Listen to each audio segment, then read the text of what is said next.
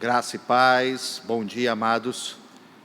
Mais uma vez estamos juntos na nossa escola bíblica dominical, através da nossa transmissão, que é um mecanismo que nós dispomos nesse nosso novo normal.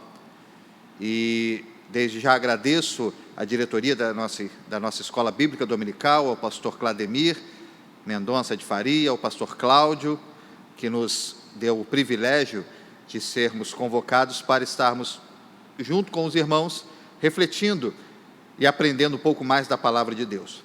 E para isso nós vamos estar assim pedindo ao Senhor orientação, pedindo ao Senhor que nos dê discernimento, tanto para falar quanto para ouvir, aquilo que é da vontade dEle, que nós sejamos aprendendo da sua palavra nessa manhã. Oremos. Senhor, mais uma vez nós te louvamos e te agradecemos pela liberdade de meditar na tua palavra. Te agradecemos porque pela tua bondade e misericórdia nós podemos ter diante de nós a tua palavra, lida livremente, estudada livremente. Ó Deus, que nesta manhã possamos realmente tirar da tua palavra aquilo que é de tua vontade, que chega ao nosso conhecimento. Abra os nossos corações e a nossa mente, para que o teu Santo Espírito possa estar nos dirigindo no entendimento e na compreensão da tua palavra. É a oração que nós fazemos em nome do teu Filho amado Jesus Cristo. Amém. Como eu disse, meus irmãos, é um grande privilégio podermos estar assim, dividindo com os irmãos aquilo que Deus propôs ao nosso coração. E agradeço mais uma vez ao pastor Cláudio, porque nos deu o privilégio de estarmos meditando e estudando sobre um tema que é bastante complexo, polêmico, um tema que, com certeza, o tempo que dispomos aqui não esgota todas as possibilidades de entendimento, de questionamentos, uma vez que é um tema que a própria teologia, em muitos aspectos, não chegue a conclusões precisas sobre ele, mas abre o caminho para que possamos compreender aquilo que precisamos compreender. E o tema que nos foi proposto para estarmos meditando com os irmãos nesta manhã, fala sobre aquele que nós muitas vezes não gostamos de dizer o nome, sobre aquele que muitas vezes nós fingimos não existir, ou tentamos esquecer da sua existência, porém é uma existência real, é uma existência que deve ser crida, é uma existência que deve ser conhecida, para que possa ser combatida, e é a existência de Satanás. Esse foi o tema que nos foi proposto para essa manhã, estarmos assim meditando e refletindo com os irmãos. E eu sei que tem muita gente que não gosta de falar, porém, como eu disse, Satanás é uma existência real, a sua existência traz consequências ao mundo reais e devastadoras, por assim dizer. Então, não é por acaso que o tema que eu trouxe aos irmãos diz conhecendo o inimigo. O texto de João 8,32, ele não diz especificamente sobre isso. Ele nos diz que conhecereis a verdade e a verdade vos libertará, referindo-se a Jesus Cristo. E assim como é fundamental conhecermos a verdade que nos liberta, é também necessário conhecermos aquele cuja essência do seu ser é a mentira, é o engano, é a traição. Isso faz parte da essência de Satanás, aquele que outrora foi um anjo de luz, um anjo que fazia parte de uma liderança celestial, mas que por soberba e arrogância quis tomar um lugar que não era dele, e foi condenado a uma perdição eterna, foi condenado a uma derrota da qual ele não poderia voltar para outra situação como vitória. E então o seu intuito é, tantos quanto ele consiga, trazer para perder junto com ele. E alguns tópicos que nós trouxemos para essa manhã, o primeiro deles, para a gente começar a entender, vamos estar falando de algumas curiosidades, que é sobre o significado do seu nome. Satanás, na verdade, é o nome próprio dele. Esse Satanás quer dizer adversário, oponente. Satanás, ele vem de uma tradição jurídica judaica, onde Satã era ali num julgamento a figura do promotor. Quando alguém ia ser julgado diante do rei, ficava ao lado dele o promotor e alguém que o defendesse. e o promotor era ali chamado Satã. Não por acaso que muitas vezes as pessoas que defendem criminosos, defendem pessoas que cometeram delitos, acabam sempre muito mal vistas, porque defendem ali alguém que cometeu algo grave.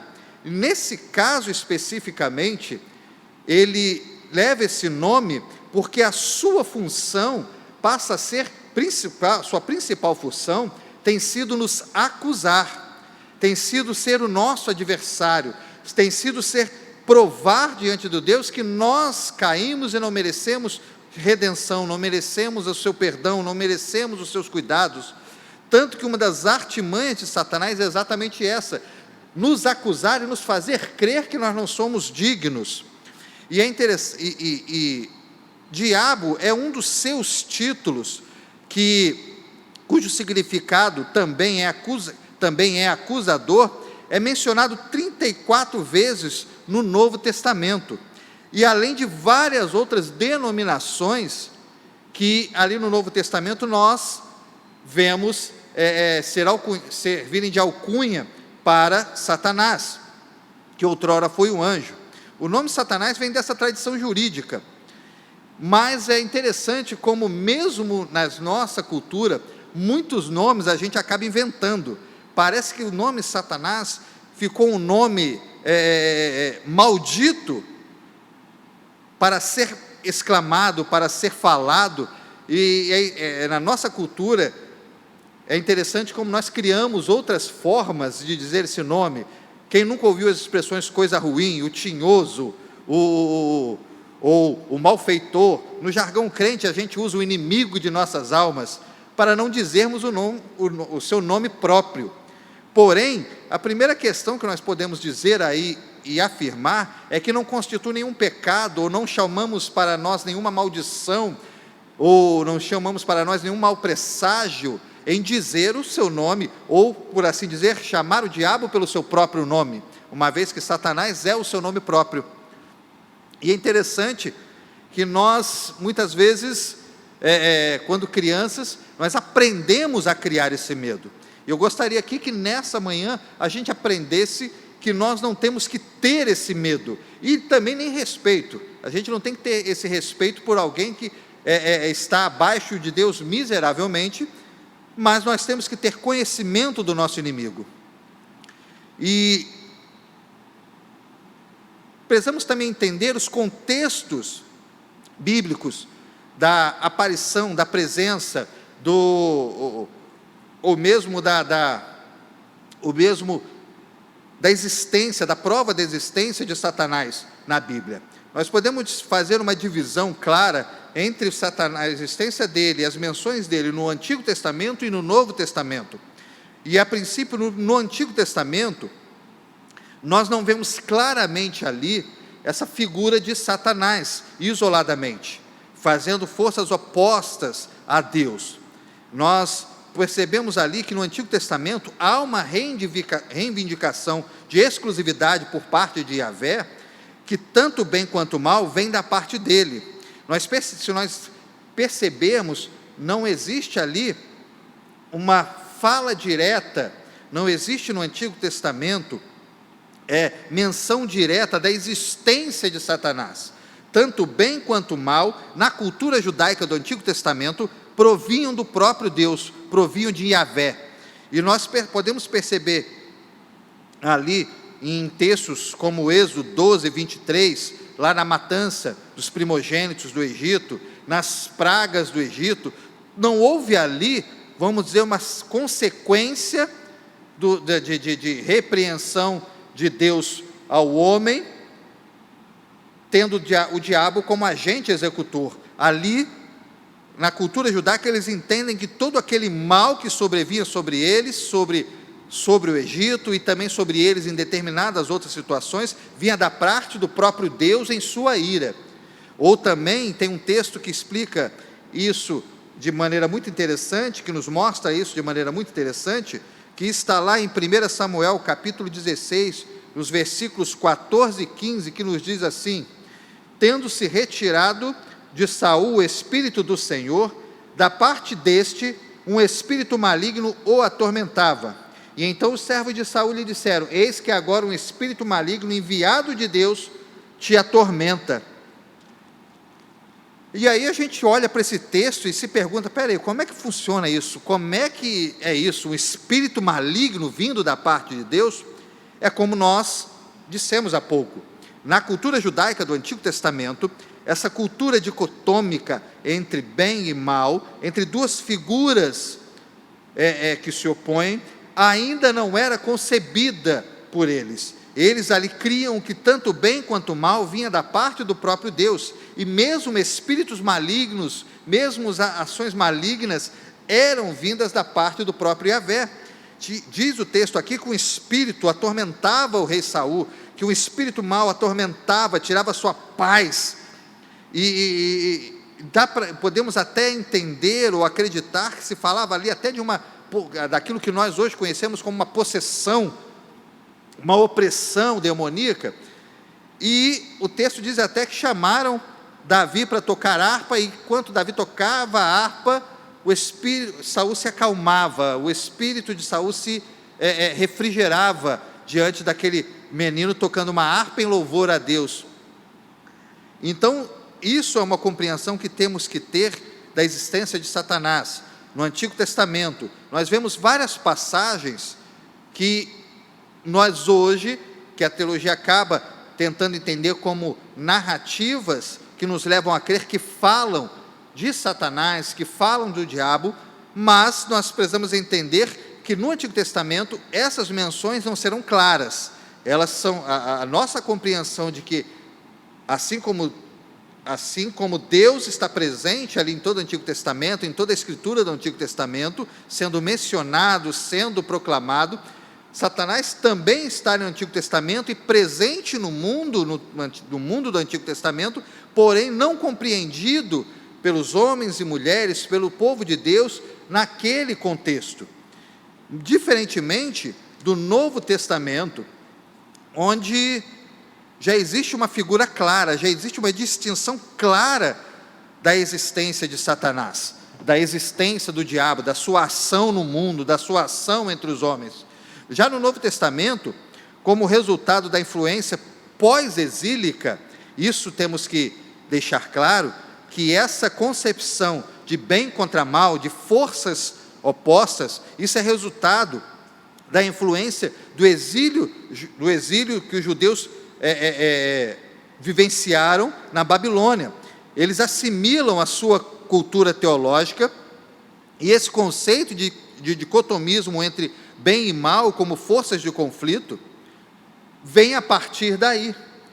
Então Jesus, ele dedica grande parte do seu ministério terreno a ruir o poder de Satanás sobre os homens e alertar a humanidade sobre os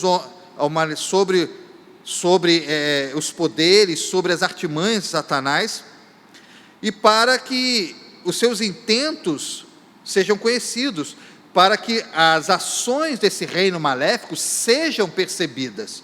Nós podemos ver que Jesus muitas vezes é visto em determinadas situações expulsando demônios, demonstrando a sua existência, mostrando o poder dele, de Deus, mostrando o poder do homem de Deus sobre Satanás.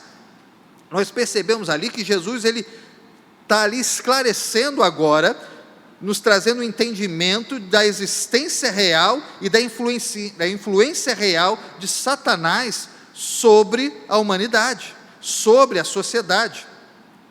Mateus, nos capítulos 12, versículos 28 e 29, nos dizem o seguinte.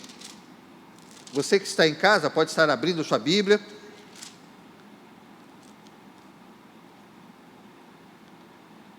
Que nos diz, quando Jesus ele é acusado, é interessante que Jesus ele está ali mostrando a existência real de Satanás, mostrando ali que nós devemos combatê-lo, e ainda assim houve aqueles que acusaram Jesus de estar expulsando demônios em nome do próprio diabo, dizer que Jesus estava possuído, que Jesus fazia parte disso, tamanha incompreensão dos homens. E Jesus ele diz ali em Mateus 12, 28 e 29, que se porém eu expulso demônios pelo Espírito de Deus, certamente é chegado o reino de Deus sobre vós? Ou como pode alguém entrar na casa do valente e roubar-lhe os bens, sem primeiro amarrá-lo? E então lhe saqueará a casa. Ou seja, Jesus está ali mostrando como nós temos que lidar, como nós temos que agir, que nós temos que mostrar força, mostrar Deus agindo através de nossas vidas para derrotar Satanás, que nós temos que estar em plena comunhão com Deus, ou seja, a Bíblia nos diz que aquilo que ligarmos na terra será ligado no céu e vice-versa, ou seja, precisamos estar em plena comunhão com Deus, com Cristo, para que Satanás ele não se apodere de nossas vidas, para que Satanás ele não tome de assalto o nosso relacionamento com Deus. Quando Jesus ele diz que a partir do momento que ele expulsa demônios em nome de Deus, o reino de Deus se mostra claro a nós. E não enxergar isso mostra tamanha cegueira daqueles homens de seu tempo, quanto ao que Satanás estava fazendo no mundo. Então percebemos aí a importância de conhecer o inimigo, de conhecer as suas artimanhas.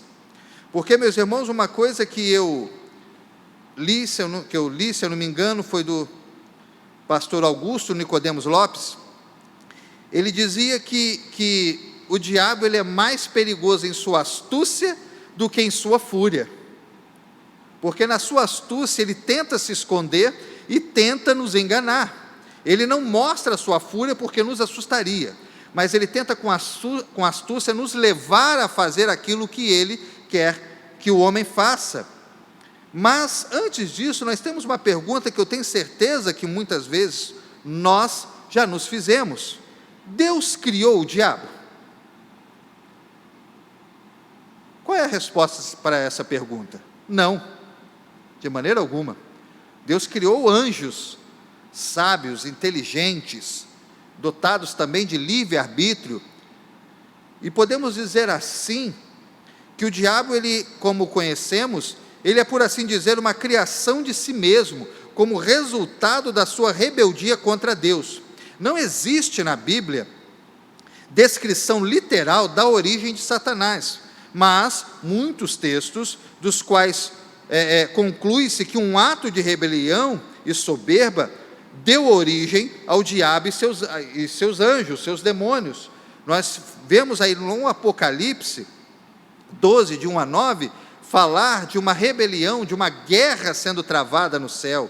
Nós vemos também lá em Ezequiel 28, de 11 a 19, nós falarmos da queda, que ali o profeta Ezequiel, ele lança diretamente aquela palavra ao rei Tiro, mas nós percebemos ali, concluímos que ali está se falando daquele que um dia caiu dos céus pela sua soberba e arrogância.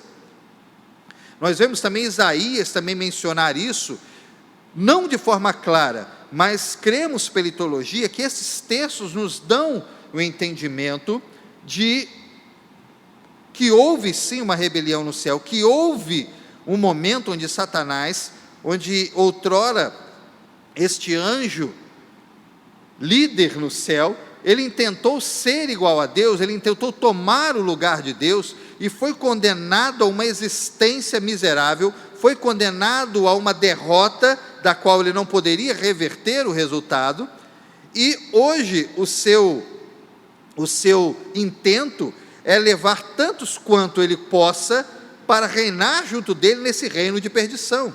E o intento dele é fazer do homem seu escravo. E é interessante que nós percebemos que, uma vez derrotado e impedido de ocupar o lugar de Deus, Satanás tenta convencer o homem a realizar o mesmo feito.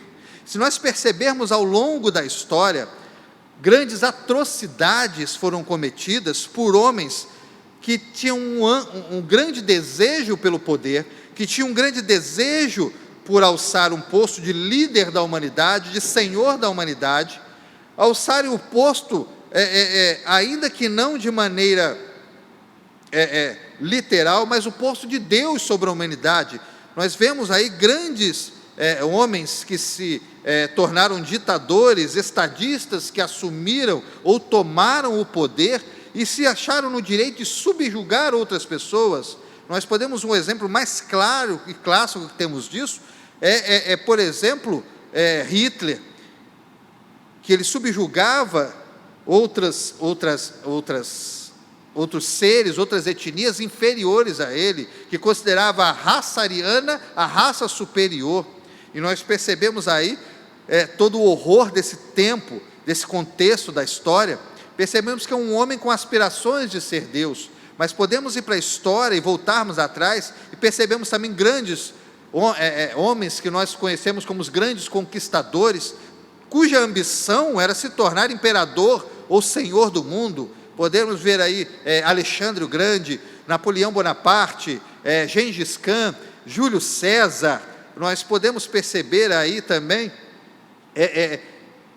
que de tempos em tempos Satanás faz com que o homem caia no mesmo erro dele, que o homem caia no mesmo erro que Satanás cometeu, tentando ocupar um lugar que não lhe cabia. Deus não tem nenhuma dificuldade em que o homem assuma papel de liderança diante de outros homens. O que Deus não permite é que a glória dele seja roubada, é que a glória dele seja usurpada. Essa ele não divide com ninguém. E pior do que dividir, Satanás ele queria tomar para si uma glória que não era devida. E nós percebemos que ele faz com que o homem desde sempre caia no mesmo erro, caia no mesmo engano, ou seja, que o homem ele desconsidere a figura suprema de Deus, o lugar supremo e soberano de Deus, para que o homem caia e leve outros a erro. É interessante nós vermos um exemplo muito significativo disso, quando na Bíblia nós percebemos que as tentativas de Satanás sempre são pela vaidade humana. Elas sempre tentam cercar o homem pela sua vaidade. Por isso que é tão importante entender e acreditar que Satanás é mais perigoso na sua astúcia do que na sua fúria, porque ele nos ilude, ele ilude o ser humano, não pela sua agilidade, ou se mostrasse ali de pronto para o homem, ou mostrar a sua face real ao homem. Ele não, ele ardilosamente, ele ilude o homem com coisas que já estão no coração do homem, coisas que ele vai plantando, vai semeando. Nós olhamos ali que, por exemplo, que Judas, que estava próximo a Jesus, o que nos diz a Bíblia, que Satanás entrou no seu coração. Um homem que estava ali próximo de Deus, permitiu que Satanás entrasse no seu coração e ele vendeu a Cristo. Nós percebemos ali que desde sempre, desde o início, quando nós olhamos lá para Gênesis, quando o diabo engana o homem, ele vem pela astúcia, ele vem ardilosamente, ele simplesmente diz, não é bem isso que Deus realmente estava falando com vocês, não é bem isso que Deus queria dizer, não. Na verdade, vocês não vão morrer, isso é força de expressão, isso é linguagem figurada. Em outras palavras, ele só não quer que vocês sejam sábios e inteligentes como ele, que vocês abram os olhos. Ou seja, Satanás, desde sempre, ele ilude o homem através da mentira, ele ilude o homem através daquilo que ele sabe fazer melhor, que é mentir, que é enganar. E hoje, para ele conseguir isso, ele assume o papel de acusador, ele tenta nos enganar, dizer que não somos dignos da misericórdia e da graça de Deus, quando ele não consegue nos convencer pela ilusão dos seus encantos com as coisas desse mundo. Porque nós podemos nos perguntar também, quais os intentos de Satanás nesse mundo? João capítulo 10, versículo 10 nos diz o seguinte: o ladrão vem para quê? Para matar, roubar e destruir. E Jesus diz, eu vim para dar vida e vida em abundância. Então, nós podemos concluir que não há nenhuma realidade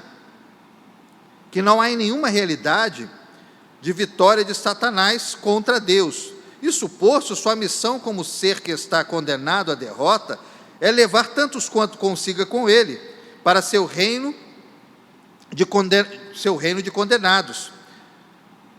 Nós podemos perceber que nesses tempos, nunca na história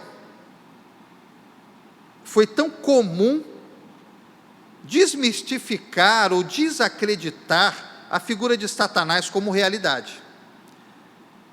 Nunca foi tão comum na história da humanidade, na história da igreja cristã, tentar-se, com um determinado sucesso, desacreditar Deus a partir do desacreditar,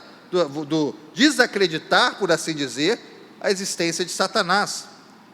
Porque se o homem acredita que não existe Satanás, que não existe inferno, que isso são apenas histórias para nos causar terrorismo psicológico, nos causar terrorismo emocional, por que então crer que da mesma forma existiria um Deus se contrapondo a tudo isso?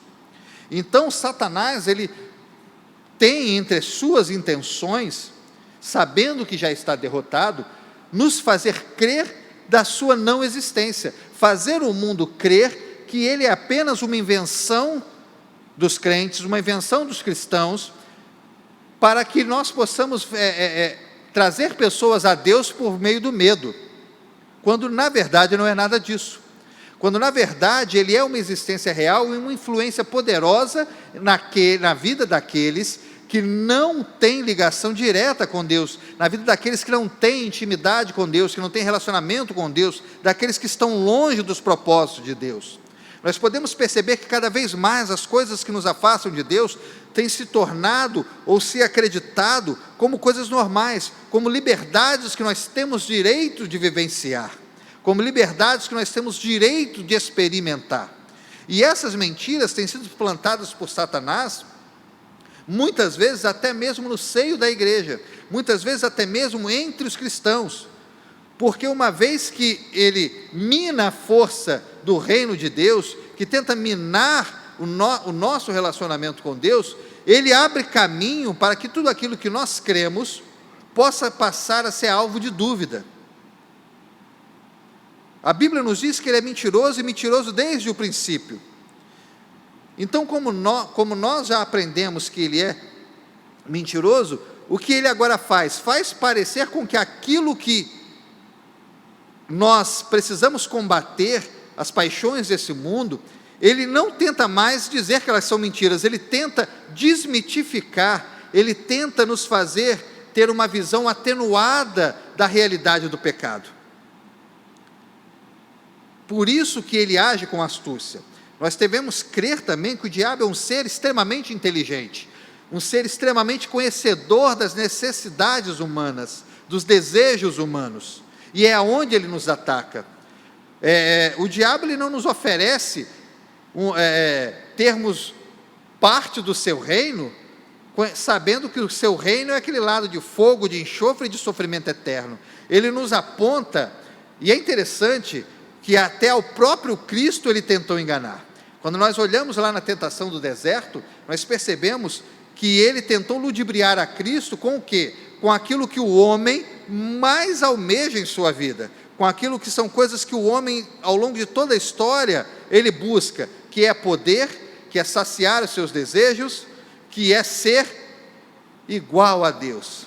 Ou seja, ele tenta Jesus no momento que ele tem fome, ou seja, ele oferece ali saciar os seus desejos humanos, seus desejos carnais.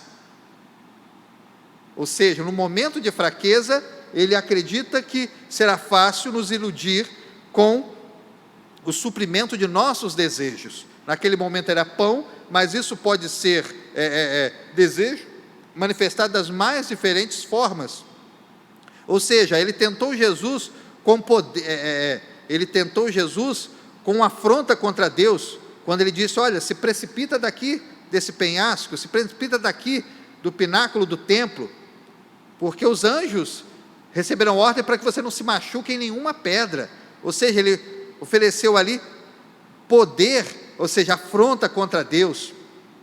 E por fim ele oferece ali poder sobre toda a humanidade. Ele mostra todos os reinos do mundo e diz: olha, isso aqui tudo é seu. Isso aqui está sob o meu domínio, sob o meu comando. Eu posso dar para quem quiser e quero te dar. Você só tem que se prostrar e me adorar. E quantos homens já não se deixaram enganar por isso? Quantos homens já não acharam que a sua alma valia isso? Mas nós percebemos que a Bíblia também nos diz do que adianta um homem ganhar o mundo inteiro e perder a sua alma. E muitos homens se afundaram, se perderam em toda a eternidade, porque venderam a sua alma por coisas que apenas satisfaziam os seus desejos de poder, de riqueza e muitas vezes de lascívia. Por isso é tão importante conhecer o nosso inimigo, por isso é tão importante conhecer e acreditar na sua existência. Satanás é uma existência real, Satanás é uma força de oposição a Deus, Satanás é biblicamente um ser que ele tem um intento claro, específico e conhecido através da Bíblia, que é destruir aqueles a quem Deus ama, que é afastar aqueles que Deus quer para si, que sou eu e você. E que realmente nessa manhã você possa entender, ou ter entendido, dentro do possível, a realidade que nós não podemos negar. O diabo, ele existe. E sim, ele é tão feio quanto parece, mas ele nos engana, porque ele não se mostra como ele de fato é. Há um filme muito interessante, acho que, ao meu ver, o melhor filme que o cinema nacional já produziu, que é O Alto da Compadecida, de Ariano Suassuna, e caminhando para o final do filme, alguns personagens estão ali diante de Cristo, no momento do julgamento, e está naquele julgamento ali, o acusador está ali, só que de repente ele aparece, todos ficam espantados, e uma pessoa usa exatamente a expressão: olha, até que realmente o senhor não é tão feio quanto parece. E um dos outros personagens ali, um icônico João Grilo, ele não sossegue enquanto Satanás não se aborrece e mostra a sua cara. E alguém reclama: olha, mas você foi provocar o indivíduo. Ele diz: olha, eu só queria que ele mostrasse a cara dele de verdade.